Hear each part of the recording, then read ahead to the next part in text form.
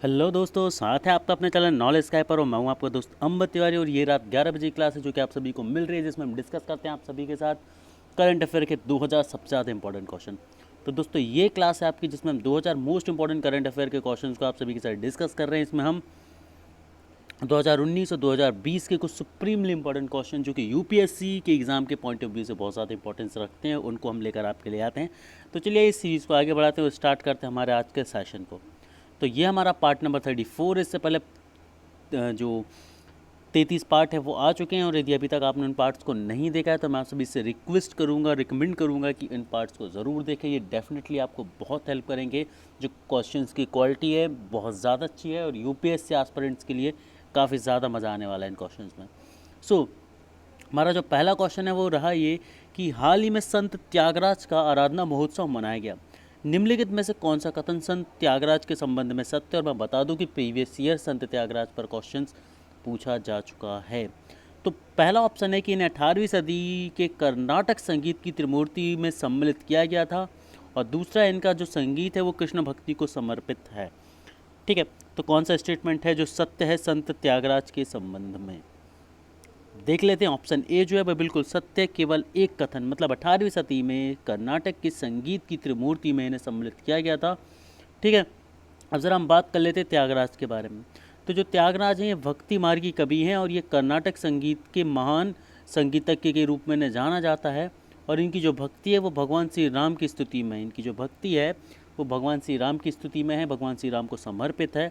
और उनके सर्वश्रेष्ठ गीत पंचरत्न कृति अक्सर धार्मिक आयोजनों में जो है वो गाए भी जाते हैं दक्षिण क्षेत्रों में। और 18वीं शताब्दी के संगीतकारों में सबसे प्रसिद्ध त्रिमूर्ति में से ये एक थे। तो यदि हम त्रिमूर्ति की बात करें तो इस त्रिमूर्ति में एक तो त्यागराज थे, दूसरे श्याम शास्त्री जी थे, और तीसरे जो थे वो श्री मधुस्वामी दीक्षितकार थे। तो ये जो तीन थे ये संगीतज्ञ त्रिमूर्ति माने जाते थे। दक्षिण के महान विभूतियों के तौर पर इनका नाम लिया जाता है। अब बात कर लेते हैं अन्नमाचार्य की। तो अन्नमाचार्य का जन्म जो है वो आंध्र प्रदेश में 1408 ईस्वी में हुआ था, और इन्हें प्रभु श्री वेंकटेश्वर के भक्त थे, और तेलुगु भाषा में इनकी भक्ति संगीत की रचनाएं काफ़ी ज़्यादा प्रसिद्ध हैं। अगले क्वेश्चन की तरफ हम चलते हैं। अगला क्वेश्चन आपके आंखों के सामने ये रहा कि निम्नलिखित में से कौन सा कथन पंडित जसराज के संबंध में सत्य है? पंडित जसराज के संबंध में निम्नलिखित में से कौन सा कथन जो है वो सत्य है? तो पहला ऑप्शन है आपका कि अंतर्राष्ट्रीय खगोलीय संघ IAU इंटरनेशनल एस्ट्रोनॉमिकल यूनिट या यूनियन ने वर्ष 2006 में खोजे गए क्षुद्र ग्रह का नाम पंडित जसराज के नाम पर रखा है। और दूसरा, पंडित जसराज भारतीय शास्त्रीय संगीत के प्रतिपादकों में से एक हैं। तो कौन सा कथन जो है वो पंडित जसराज के बारे में सत्य है? केवल एक, केवल दो, दोनों सत्य या दोनों असत्य? तो ऑप्शन सी सही है कि दोनों कथन जो हैं वो सत्य हैं।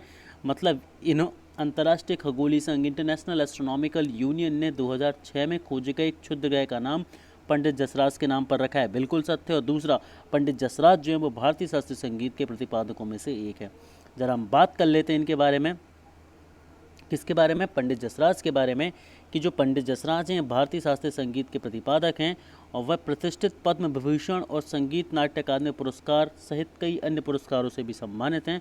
अंतर्राष्ट्रीय खगोलीय संघ के बारे में हम बात कर लेते हैं। इंटरनेशनल एस्ट्रोनॉमिकल यूनियन के बारे में। इसकी जो स्थापना हुई थी वो 1913 में हुई थी, और इसका हेडक्वार्टर पेरिस में है जो कि फ्रांस की राजधानी है। कहाँ पर है?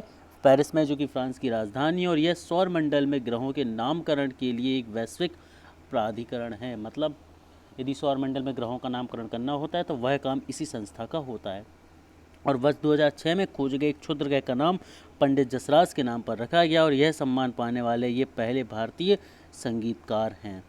आगे बढ़ते हैं कि निम्नलिखित में से कौन से कथन बथुकम्मा से संबंधित हैं और सत्य हैं? निम्नलिखित में से कौन सा कथन जो है वो बथुकम्मा के बारे में सत्य है?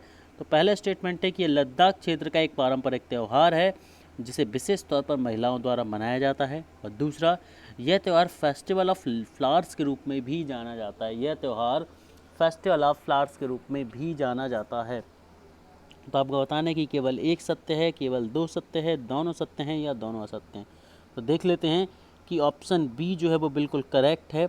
ऑप्शन बी जो है वो बिल्कुल करेक्ट है। मतलब केवल दो सत्य की जो बथुकम्मा है ये मदर गॉडेस कम अलाइव इसका मतलब है, और ये तेलंगाना का त्यौहार है, फेस्टिवल ऑफ फ्लावर्स के रूप में से जाना जाता है, और यह त्यौहार पारंपरिक रूप से राज्य भर में महिलाओं के द्वारा मनाया जाता है।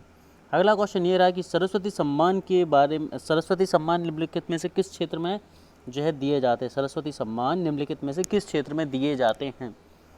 पहला, संगीत के क्षेत्र में, जिसमें हिंदुस्तानी व कर्नाटक संगीत होता है। पत्रकारिता में, जिसमें केवल भारतीय भाषाओं में दिया जाता है। साहित्य में, जिसमें संविधान की 8वीं अनुसूची की किसी भाषा में से हो, या फिर समाज शास्त्र में उत्कृष्ट कार्य हेतु। तो इसमें से किस क्षेत्र में सरस्वती सम्मान जो है वो दिया जाता है दोस्तों, ये आपको बताना है इस क्वेश्चन में। ठीक है, तो इस क्वेश्चन का जो सही आंसर है वो आपकी स्क्रीन पर ये रहा, ऑप्शन नंबर सी, मतलब साहित्य के क्षेत्र में दिया जाता है, वो भी 8वीं अनुसूची में, संविधान की 8वीं अनुसूची में जिन भाषाओं का जिक्र किया गया है उनमें से किसी एक भाषा में किए गए कार्य साहित्य में दिया जाता है। तो सरस्वती सम्मान के बारे में हम बात कर लेते ज़रा, कि संविधान की 8वीं अनुसूची में उल्लेखित भारतीय भाषाओं में किए गए उत्कृष्ट काम में, उत्कृष्ट साहित्यिक काम में के लिए यह पुरस्कार सरस्वती सम्मान दिया जाता है। 16 जनवरी 2020 को प्रसिद्ध सिंधी साहित्यकार वसुदेव मेहू को 2019 के लिए 29वें सरस्वती सम्मान से नवाजा गया है। ठीक है, और यह सम्मान उनकी कहानी चेक बुक के लिए उन्हें दिया गया, उनकी कहानी संग्रह चेक बुक के लिए दिया गया, और यह देश के साहित्य के क्षेत्र में सर्वोच्च मान्यता प्राप्त पुरस्कार है। और यह पुरस्कार के बिरला फाउंडेशन के द्वारा दिया जाता है। किसके द्वारा दिया जाता है? के बिरला फाउंडेशन के द्वारा दिया जाता है, जो कि एक साहित्यिक और सांस्कृतिक संगठन है, जो हिंदी के लिए व्यास सम्मान और हिंदी तथा राजस्थानी लेखकों के लिए बिहारी सम्मान भी है प्रदान करता है। अगला क्वेश्चन आपकी स्क्रीन पर ये रहा कि निम्नलिखित में से कौन सी संस्था जो विद्यालय शिक्षा गुणवत्ता सूचकांक, स्कूल एजुकेशन क्वालिटी इंडेक्स जारी करता है? निम्नलिखित में से कौन सा संस्थान है? मानव संसाधन संस्था मंत्रालय, ह्यूमन रिसोर्स, या फिर प्रथम एनजीओ, या फिर राष्ट्रीय शैक्षणिक अनुसंधान और शिक्षा प्रशिक्षण परिषद NCERT, या फिर नीति आयोग। तो इसके बारे में हम देख लेते हैं। ऑप्शन डी बिल्कुल सही है, नीति आयोग के द्वारा यह सूचकांक निकाला जाता है। विद्यालय शिक्षा गुणवत्ता सूचकांक जो है वो नीति आयोग के द्वारा निकाला जाता है, और यह सूचकांक का उद्देश्य जो है वो प्रदेश में और केंद्र शासित राज्यों में जो शिक्षा है उनकी कमजोरियों को दूर करना है, और विभिन्न जो शिक्षा संस्थान उन्हें प्रेरित करना है, ताकि वो अच्छे से अच्छी चीज़ें कर दिखा पाएँ, और अपने निकलने वाले जो छात्र छात्रा उनके लिए एक अच्छा भविष्य सुनिश्चित कर पाएँ। इसका परिणाम है सीखने के परिणाम, पहुंच परिणाम, बुनियादी सुविधाओं के लिए परिणामों की सुविधाएं, और इक्विटी परिणाम जो है। ठीक है, और शासन प्रक्रिया के परिणामों की सहायता करना, जैसे कि छात्र और शिक्षक की उपस्थिति, शिक्षक की उपलब्धता, प्रशासनिक पर्याप्तता, प्रशिक्षण, जवाबदेही और पारदर्शिता को कवर करना। ठीक है दोस्तों, तो यहाँ पर हमारे पार्ट 34 खत्म होते हैं। मैं उम्मीद करता हूँ कि आपको ये सारे क्वेश्चंस पसंद आए होंगे। Thank you guys, thank you very much, keep supporting knowledge Skype.